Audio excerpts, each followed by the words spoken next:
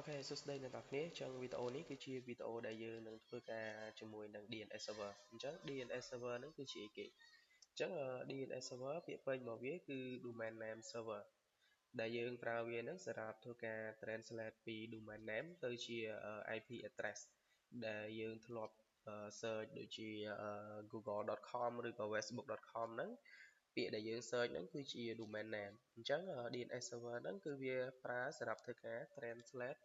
domain name ហ្នឹងទៅជា IP address អញ្ចឹងដើម្បីធ្វើការ set up ជាមួយនឹង DNS server នៅលើ Linux គឺយើងត្រូវមាន software ដើម្បីធ្វើការ set up វាអញ្ចឹងនៅលើ Linux គឺយើងប្រើជាមួយនឹង software bind អញ្ចឹងដើម្បីធ្វើការ install ជាមួយនឹង bind នៅលើ Linux គឺយើងមាន command ដើម្បីធ្វើការ install វាអញ្ចឹង command ពីរនេះគឺជា command ដែលធ្វើការ install ជាមួយនឹង bind software នៅលើ Linux អញ្ចឹងបើសិនជាអ្នកនរគ្នាអត់ទាន់បានធ្វើការ install ទេយើងអាច install បានអញ្ចឹងសម្រាប់របស់ខ្ញុំគឺខ្ញុំបានធ្វើការ install ហើយបើសិនជាយើងអត់ទាន់ install ទេយើងអាចមក install វាសិនមកអូខេអញ្ចឹងពេលដែលយើងធ្វើការ install វាបានគឺនៅក្នុងbind ហ្នឹងគឺវាមាន file ដើម្បីធ្វើការ config ជាមួយនឹង DNS server ហ្នឹងដើម្បីឲ្យយើងអាច pin ពីខាងក្រៅបានអញ្ចឹងឲ្យខ្ញុំចូលពេលដែលខ្ញុំធ្វើការ install ជាមួយនឹង software bind ហ្នឹងហើយគឺយើងចូលមក IV មក etc/name.config sorry កន្លែងនេះគឺ /name.config អូខេអញ្ចឹងពេលដែលយើងធ្វើការចូលមកដល់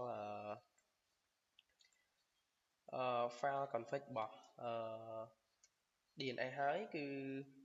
អ្វីដែលយើងត្រូវមើលគឺយើងមើលនៅលើ option នេះអញ្ចឹងនៅក្នុង option នេះបើសិនជាអ្នកនរគ្នាអត់ទាន់បានធ្វើការ config port វាទេយើងអាចដាក់ config port មកតែបើសិនជាយើងអត់ធ្វើការ config ទេយើងអាចបិទវាចោលអាហ្នឹងយើងអាចបិទវាចោលអូខេយើងបិទវាចោលចេះអូខេអញ្ចឹងពេលដែលយើងបិទអាពីរខាងលើនឹងចោលហើយគឺយើងចូលមក3ខាងក្រោមនេះវិញអញ្ចឹងអ្វីដែលយើងត្រូវការមើលគឺយើងមើលនៅគឺយើងមកមើល allow query អញ្ចឹង allow query នេះពីរបស់អ្នកនរគ្នាគឺគេប្រើជាមួយនឹង localhost អញ្ចឹងយើងធ្វើការ modify វាដាក់ទៅជា any មកវិញដើម្បីអាច access បានអូខេហើយមួយទៀតគឺអ្វីដែលយើងត្រូវបន្ថែមគឺជាមួយនឹង forwarder អញ្ចឹង forwarder នេះគឺយើងប្រើវាសម្រាប់ធ្វើការទៅ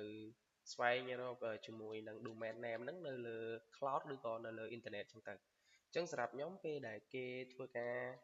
វាយជាមួយនឹង domain name ហើយយើង find វាអត់ឃើញគឺខ្ញុំឲ្យវាទៅសួរ Google នេះគឺជា IP របស់ Google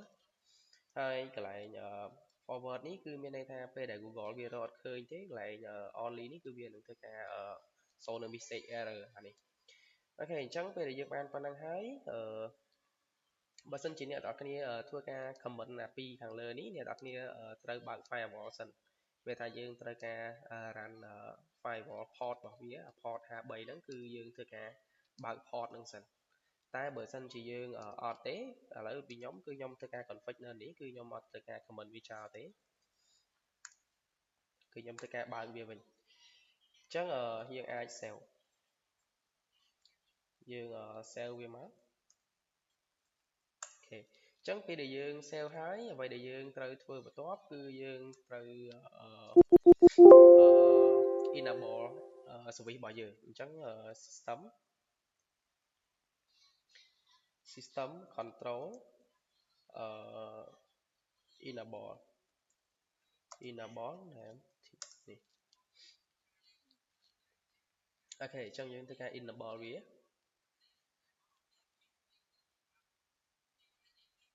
អូខេបន្ទាប់ពីយើង enable ហើយគឺយើងធ្វើការ restart យើងធ្វើការ restart វាមួយមកអូខេ restart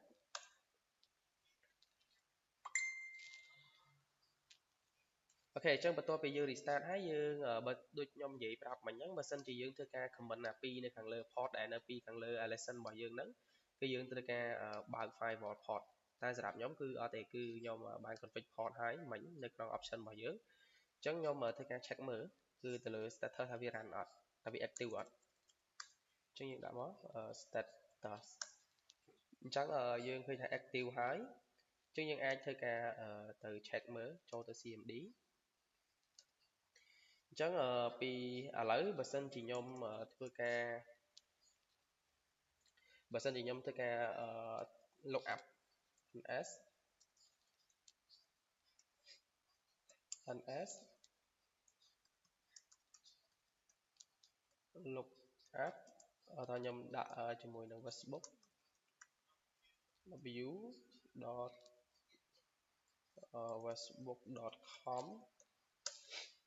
អូខេអញ្ចឹងពេលដែលយើងlook up ទៅកាន់ website របស់ Facebook ពេលដែលយើងវាយ domain name ទៅយើងឃើញថា IP address របស់វាគឺប៉ុណ្នេះ IP address របស់ Wi-Fi របស់ខ្ញុំអូខេអញ្ចឹងពីឥឡូវគឺយើងធ្វើការ connect ទៅកាន់ IP របស់យើងអញ្ចឹងដើម្បីធ្វើការ check IP នៅក្នុងនេះគឺយើងអាច check IP របស់ IP address អញ្ចឹងនេះគឺជា IP របស់ខ្ញុំគឺខ្ញុំធ្វើការ connect វាចូលអូខេអញ្ចឹងយើងចូលមក control panel នេះមកអូខេអញ្ចឹងខ្ញុំធ្វើការយើងអាចមកនេះកន្លែង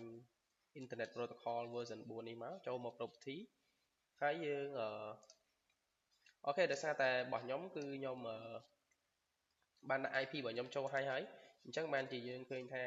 IP នេះគឺ IP របស់IP នេះគឺ IP របស់ម៉ាស៊ីន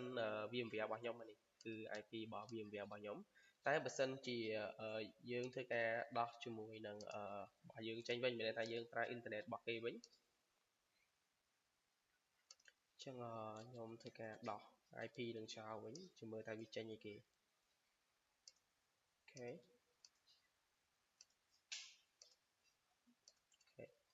ឡូវយើង look up ម្ដងទៀត look up Facebook នឹងដដែលអញ្ចឹងនេះគឺជា IP address របស់ Facebook នេះអញ្ចឹងរបស់យើងខាងលើនេះគឺជារបស់យើង IP របស់យើងគឺដោយសារមុនហ្នឹងខ្ញុំបានធ្វើការ connect មកកាន់ VMware ម្ដងហើយអញ្ចឹងខ្ញុំភ្លេចដោះវាឥឡូវវាចាប់យក IP របស់យើងស្រាប់ហើយហើយអានេះពេលដែលយើងដោះជាមួយនឹង IP ដែលយើងបាន connect ពី VMware មកគឺពេលយើងវាយ domain name មកគឺវាចេញជាមួយនឹង IP address របស់ Facebook វិញអូខេអញ្ចឹងសម្រាប់វីដេអូរបស់ខ្ញុំគឺមានប៉ុណ្ណឹងជាមួយនឹង DNS server